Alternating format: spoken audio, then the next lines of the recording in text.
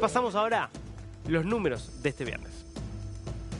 43% de Cuba sin luz, directamente con apagones generalizados durante varias horas. Los últimos datos que ha tenido que confirmar el propio régimen. Sabemos que Cuba vive una crisis total, podríamos definirlo, porque la economía se está hundiendo, porque no hay comida, y no hay comida significa no hay comida. Significa no hay leche, no hay aceite, no hay café, no hay cuestiones elementales, porque la pobreza está creciendo de forma exponencial y porque además no hay energía, no hay combustible que Cuba importa para hacer funcionar las plantas termoeléctricas, y aunque hubiera combustible, muchas no funcionan por la falta de mantenimiento, la falta de inversión, lo que hace que, entre otras cosas, los apagones sean algo recurrente desde hace varios años, pero que se está agravando. Ya insisto, estamos hablando de en estos días el 43% de la isla sin luz durante la mayor parte del día. Bueno, esta multicrisis que ha generado, entre otras cosas, el mayor éxodo en la historia cubana en estos últimos 3 años, sobre todo desde que se normalizó la situación de ingresos y salidas de los países post pandemia, explica obviamente el hecho de que ante tamaña crisis no haya una caída del régimen o un movimiento muy fuerte que busque la caída del régimen. Toda la forma de protesta está totalmente desarticulada después de tantos años de terror, y la única respuesta entonces es sencillamente escaparse y huir. Segundo número del día, atención con esta noticia, porque todos los productores de acero de América Latina están mirando cuidadosamente este tipo de medidas. En este caso es el anuncio que hizo el gobierno brasileño de aranceles del 25% a las importaciones de acero.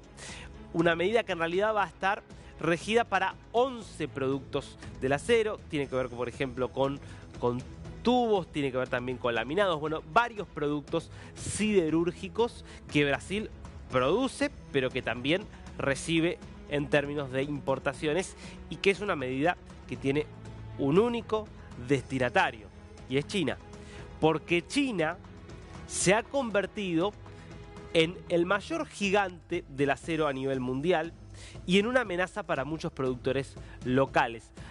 Te doy un par de datos que son realmente impresionantes.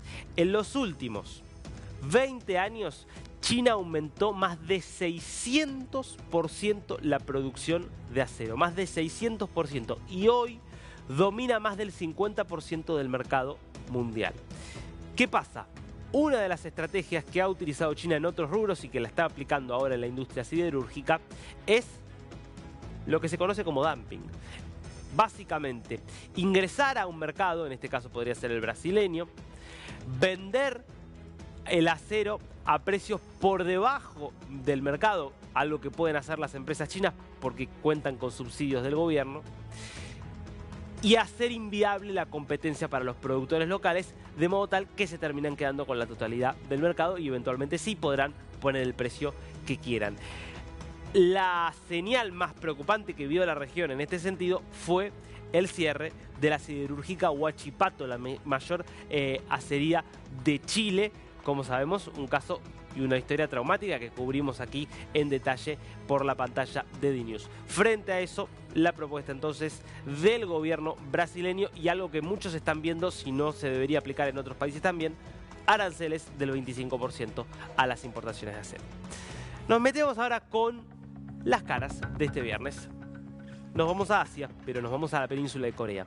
Kim Jong-un, repasando y revisando reuniones con militares, reuniones con distintos estamentos del eje de seguridad, realizó en estas horas declaraciones que hay que mirar con mucha atención. Y es que, refiriéndose a la tensión creciente con Corea del Sur, directamente definió a Corea del Sur como un país extranjero y hostil. Y a vos por ahí no te llama mucho la atención porque decís, pero no están en conflicto hace muchísimos años Corea del Norte y Corea del Sur. ¿Qué es lo nuevo de esto? Bueno, efectivamente es así. En rigor, están en guerra desde el año 1950, Corea del Norte y Corea del Sur. Nunca hubo un armisticio, nunca hubo un tratado de paz, sencillamente una tregua muy larga, eventualmente interrumpida por incidentes menores. Ahora bien, tanto Corea del Norte como Corea del Sur, en su propia idiosincrasia, en sus propias constituciones, establecían un horizonte que apuntaba a una eventual reunificación. La idea de que en realidad hay una sola Corea, un mismo país que hoy circunstancialmente está dividido en dos, pero que en algún momento va a volver a ser uno solo. Claro, Corea del Sur cree que ese país reunificado va a ser democrático y libre. Corea del Norte cree que ese país, o creía que ese país reunificado iba a ser comunista y autocrático como es el régimen de Kim Jong-un.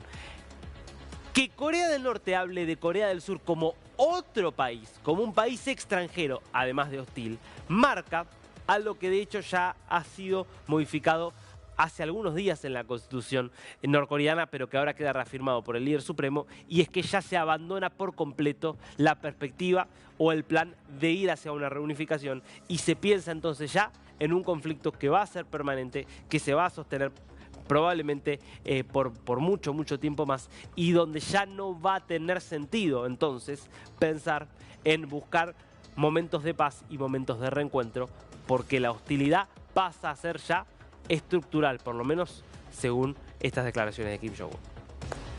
Segundo rostro de este viernes, nos venimos para aquí, para Bolivia. Janine Áñez, expresidenta, para muchos expresidenta de facto, presa desde muy poquitito después de la llegada de Luis Arce a la presidencia, y una decisión sorpresiva, te diría, de la justicia boliviana. Habría que ver cuánto influye el contexto político, y es que ha sido excluida del juicio que estaba llevándose a cabo en su contra en la causa que se conoce como Golpe 1. Ustedes saben que Janine Áñez está presa porque la justicia boliviana considera que ella fue partícipe de una gran conspiración para hacer un golpe de Estado contra Evo Morales. Una conspiración en la cual todos estaban de acuerdo, policías, militares, políticos de Santa Cruz de la Sierra, políticos de la derecha boliviana, para hacerle un golpe de Estado a Evo Morales y para imponer un gobierno diferente, no democrático. Que hubo muchas irregularidades, muchos actos de violencia en la salida de Evo Morales del poder en 2019, está fuera de discusión. Si hubo un complot y una conspiración tal como se está planteando, bueno, hay muchas dudas al respecto también. Lo que sucede es que la justicia boliviana, sabemos que lamentablemente es una justicia 100% politizada. De hecho, los jueces son elegidos por el pueblo y por el voto popular. Ahora, Áñez tenía dos juicios.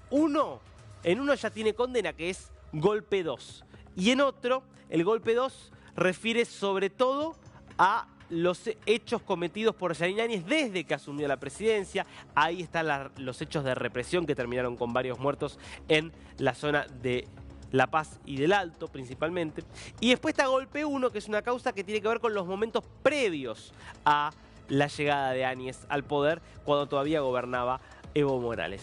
Bueno, lo que sostiene ahora la justicia es que Áñez debe ser excluida porque esencialmente ya fue juzgada por estos hechos en la causa Golpe 2. Sí, continúan los juicios contra los otros 8 imputados, entre ellos el gobernador de Santa Cruz, Luis Fernando Camacho. ¿Es una señal de un acercamiento del gobierno de Arce con un sector de la oposición en un momento en el que Arce está enfrentado a muerte con Evo Morales?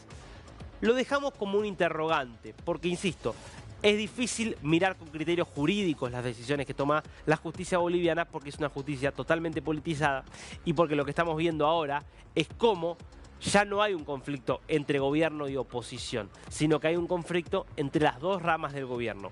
La que tiene como titular al presidente Luis Arce y la que tiene como titular a Evo Morales, que sabemos en este momento está tratando de eludir una orden de aprehensión en un caso muy sensible por estupro y trata de personas.